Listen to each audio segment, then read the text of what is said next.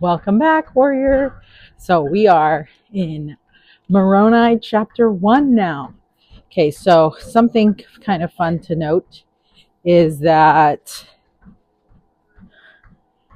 Moroni is still alive after he finished the record of the Nephites. So we're going to read a little bit about, like a little summary or whatever about that from the redheaded hostess. So Moroni thought he was finished writing upon the plates. His father had commanded him to finish the record of the Nephites, which he did in Mormon 8 and 9, in Mormon chapter 8 and 9. The Nephites were now all destroyed, so there was nothing left to write about them.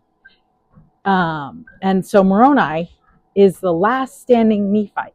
Again, prophet of the Lord is the last one remaining. And then for the Jaredites, it was Ether was the last man standing. I think there's a pattern there. If the last man standing is a prophet of the Lord and no one chose to follow him, then that makes sense that he's the last one standing. What if so many people chose to follow them? They would still remain, right? They would still be here, or there then, I guess I should say, because they're not here. And so I think it's interesting to see that Moroni and Ether were the last two prophets remaining from their whole people. And how come they didn't learn? They didn't understand how to follow the prophet. Okay, so he was still alive and still alone. And now we get the 10 chapters in the book of Moroni, which are rich and very valuable. Moroni explained that he was going to add to the plates things that were of worth in some future day, which would be our day, obviously today, now. And then in Moroni 2, he added details about what Christ instructed the Nephite apostles concerning the ordinance of bestowing the gift of the Holy Ghost or confirmation. This is a saving ordinance, which means that it is essential for our exaltation. And then as you read each chapter, ask yourself, how has this chapter been of great worth for my day, the day in which the gospel was restored? But like for you personally, like how has this chapter affected you? Remember that Moroni was the messenger of the restoration, and he was already fulfilling that role before he ever instructed Joseph Smith. Love that. Okay, so we're going to read the first chapter of Moroni. And it says, Moroni writes, for the benefit of the Lamanites, the Nephites who will not deny Christ are put to death. Okay, so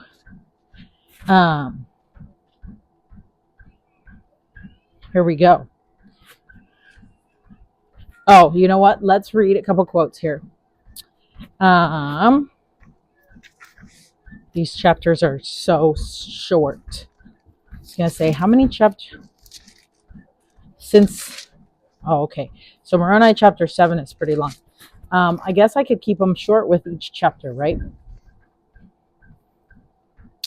Okay, so there's a quote from President Gordon B. Hinckley. He says, without reservation, I promise you that if you will prayerfully read the Book of Mormon, regardless of how many times you have previously read it, there will come into your hearts the Spirit of the Lord. There will come a strengthened resolution to walk in obedience to his commandments, and there will come a stronger testimony of the living reality of the Son of God.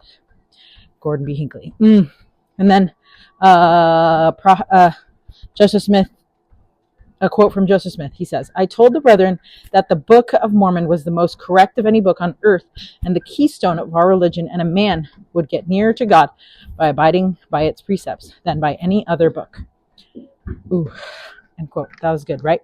Okay, so here we go. Chapter 1. Very short. 4 verses, but they're all so good, right? Okay, so he says, now I, Moroni, after having made an end of abridging the account of the people of Jared, I had supposed not to have written more, because he thought he was done. But he was bored probably, and probably not bored, but like thinking, what else could he do? Why is he still alive kind of thing? Maybe there's still a purpose. So I had supposed not to have written more, but I have not as yet perished, see, and I make not myself known to the Lamanites, lest they should destroy me. For behold, their wars are exceedingly fierce among themselves, and because of their hatred they put to death every Nephite that will not deny the Christ. And I, Moroni, will not deny the Christ. Wherefore I wander whithersoever I can, for the safety of mine own life. So he's just wandering around. Wherefore I write a few more things contrary to that which I had supposed. For I had supposed not to have written any more, but I write a few more things, that perhaps they may be of worth unto my brethren the Lamanites in some future day, according to the will of the Lord. Okay. So Moroni tells us in this verse that he thought he was done in writing the plates, but he was not, obviously. Then this is the only story we get in these chapters. Now that the Lamanites had killed the Nephites, they were not living in peace and harmony. They were now turning to each other, and their wars were exceedingly fierce among themselves. So if they had thought that the Nephites were their enemy, and once they were gone, they would be happy, that was a lie. One more example of why Satan is called the father of lies. From the very beginning, Satan has sought to harden the hearts and get men to turn on one another. It's true. He pits us against each other all the time. It's so annoying. And the worst. At the end of verse 2, we learn that the Lamanites had a hatred toward anyone who would not deny Jesus Christ. There are stories here that we do not know. Where were the Nephites who denied and joined the Lamanites? Were there Nephites who denied and joined the Lamanites? Were there some righteous Nephites who refused to deny him and therefore lost their lives? There might be some stories here that we do not have a full account of, obviously. So many stories we don't have an account of. But we can see that that a belief in Jesus Christ was offensive to the Lamanites, offensive enough to want to exterminate all people who believed in Christ.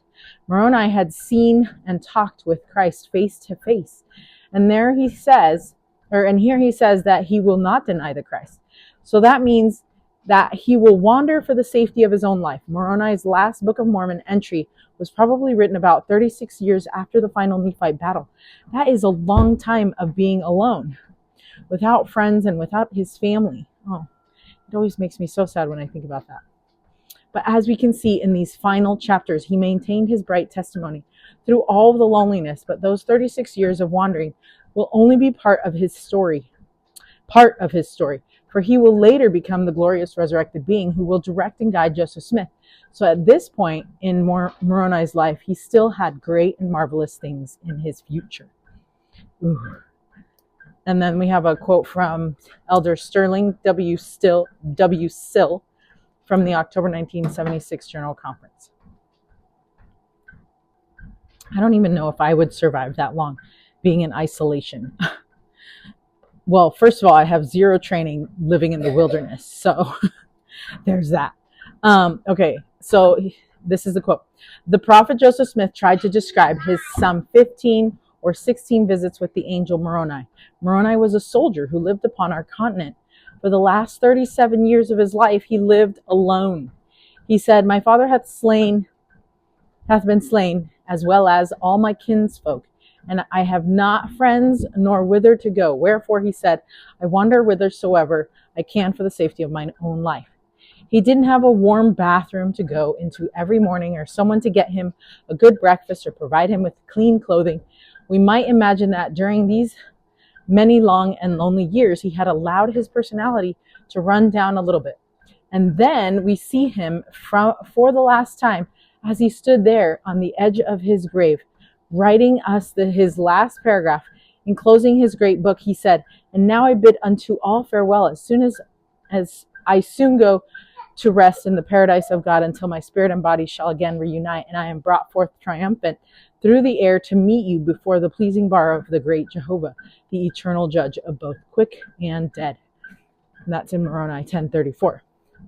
And then there followed a long silence for 14 centuries. For 1,403 years, we heard nothing more until on the night of September 21st, 1823, this same old man, now resurrected and glorified, stood by the bedside of Joseph Smith, and the prophet tried to describe him as he then appeared. And while he said that was impossible, yet he tried. And here are some of the phrases he used. He said his whole person was glorious beyond description, and his countenance truly like lightning. Not only was his person glorious, but even his clothing was brilliant, beyond anything earthly I had ever seen. He said, nor do I believe that any earthly thing could be made to appear so exceedingly white and brilliant. End quote. Oof. So good. Elder Sterling W. Sill, October 1976 General Conference. So good. What do you think? What do you think about when you read this chapter? It's so short, but it's packed with lots of stuff. I kind of think like what the Lamanites were like now, you know? And I wonder, like, were they looking for Moroni? Or did they think he was dead? If they were looking for him, clearly they couldn't find him. But like, like, why were they fighting against each other? Like, what's the point? What were they doing? Like, I don't know. Some of those things. And then what are some circumstances you might be in where you could refuse to deny Christ? Or what are some difficult situations where you can stand up for Christ and his gospel? Like, are there those times where you denied Christ already? And what are those times, and like what like prompted you to do that? Or in what way did you deny Christ? Right? Because I think that there's a lot of different ways like that we could deny Christ. Not so much like if someone asked us to deny Christ, like would we do it that way? But I think sometimes when we watch movies maybe that I know don't bring the Spirit or don't enhance my life or don't align with my values, do I allow myself to watch those? And am I denying Christ in that moment? Or am I choosing to honor my commitment to Christ and my commitment to myself by not watching those movies and or saying those things? Or, you know, like I feel like sometimes we betray our own testimonies by the actions that we take. And it's not so much a thing of like someone asking us, do you deny Christ? But it's more of like those other questions that are related to our commitment to Jesus Christ and related to our relationship to him and having the Spirit with us, right? And when the Spirit tells us to do something or gives us a prompting, are we like quick to obey or do we ignore it? And is that another form of denying Christ, right? So like just some things to think about. We're going to read the Read It, Live It. Ooh, this is a good one. Okay, here's the Read It, Live It. Okay, it says, in Moroni's day, they put to death everyone who will not deny Christ. Moroni draws a line in the sand despite the consequences. He will not deny the Christ. Take a stand. Ooh, I love that.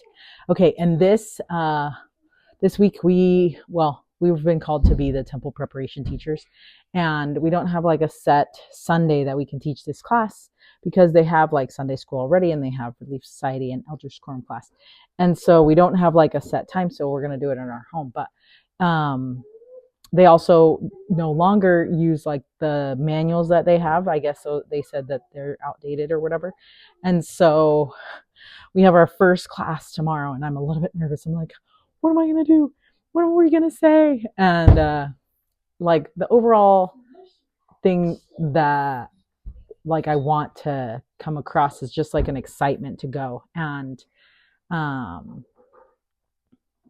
to keep them excited to come to our class, right? And to keep them excited about learning about going to the temple and the strength that comes from going there. So I wonder if you have any tips, tricks to get single adults to get excited about the temple, put those for sure in the comments because I need to know all the tricks and tips or anything that personally helped you, you know, because I feel like we need all the help we can get when it comes to getting people excited about going to the temple because Satan's out there doing all his biz and working so hard to thwart our efforts. So anyways, we are feeling it today anyways. So which is the day before. Of course, things are going to go hit the fan on the day before a temple prep class.